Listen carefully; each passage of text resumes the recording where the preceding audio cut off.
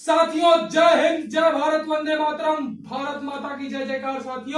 साथियों क्या टॉपिक लेकर आ चुके हैं साथियों? दहेज प्रतिषेध अधिनियम। वही दहेज है साथियों जो दरोगा जी और सिपाही जी बनने के बाद आप लोगों को मिलने तो वाला होगा ही। अब भले कहें आप कि आप नहीं लेंगे, अब ये आपके ईमानदारी और नियत पर निर्भर करता है कि आप दहेज लेंगे या नहीं लेंगे। चलिए हम पढ़ते हैं कानून, क्योंकि इसी कानून को पढ़कर हम यूपीएसआई के वैकेंसी में अपनी एक सीट दरोगा जी के रूप में पक्की करेंगे साथियों। तो बात करते हैं दहेज प्रतिषेध अधिनियम 1961। 1961 ही क्यों साथियों? 1961 दिमाग में आ रहा होगा आपके कि हाँ 1961 ही क्यों लिखा है? तो 1961 साथियों मात्र इसलिए लिख दिया गया है क्योंकि 1961 में ही साथियों ये कानून क्या हुआ था? अधिनियमित हुआ था। क्या हुआ था साथियों? अधिनियमित हुआ था। तो अब आप सोचेंगे कि तारीख भी बता दीजिए। तो तारीख कोई और तारीख नहीं थी साथियों, 20 मई की तारीख थी और सन 1961 था। तो 20 मई की तारीख और 1961 में ये कानून क्या हो गया था साथियों? ये कानून हो गया था अधिनियमित। आपके लिए एक और खुशी की बात, जो हमारे मुस्लिम भाई हैं उनके लिए बड़ी खुशी की बात है कि दहेज में जो है मेहर शामिल नहीं है। क्या शामिल नहीं है साथियों? तो मेहर दहेज में शामिल नहीं किया गया है साथियों।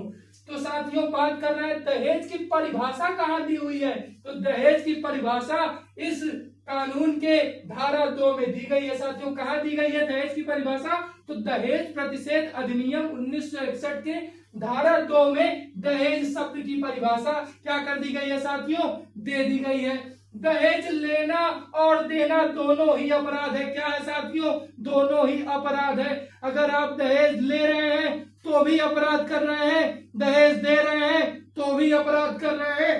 दहेज के लिए अगर कोई फूफा चाचा मौसा उकसा रहे हैं साथियों, अगर कोई फूफा चाचा मौसा दहेज के लिए उकसा रहे हैं तो ये भी एक अपराध हो गया। क्या हो गया? अपराध हो गया। तो यानी फूफा चाचा मौसा लोगों को सही सलामत रहने की जरूरत है, क्योंकि पुलिस का डंडा जब पड़ता है साथियों तो अच्छे नहीं झेल पाते हैं साथियों। क्या नहीं कर पाते हैं?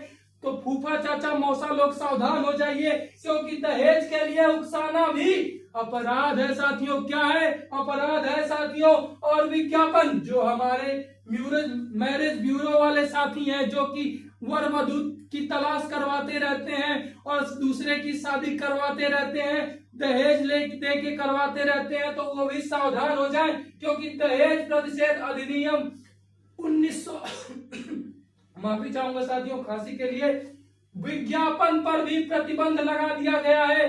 दहेज प्रतिषेध अधिनियम 1961 की धारा 4 क के तहत साथियों, धारा 4 क के तहत आपको विज्ञापन पर भी प्रतिबंध लगा दिया गया है। तो मैरिज ब्यूरो वाले भी सावधान हो जाएं। और दंड देख लेते हैं, बड़े बड़े अक्षरों में मैंने इसलिए लिखा है क्योंकि बहुत सारी चाची ताई फूफी मौसी भी दहेज लेने और देने में अपनी भूमिका निभाती है, तो वो भी सावधान हो जाए, क्योंकि दहेज के लिए साथियों क्या 5 साल तक जेल में कैद रहना पड़ेगा।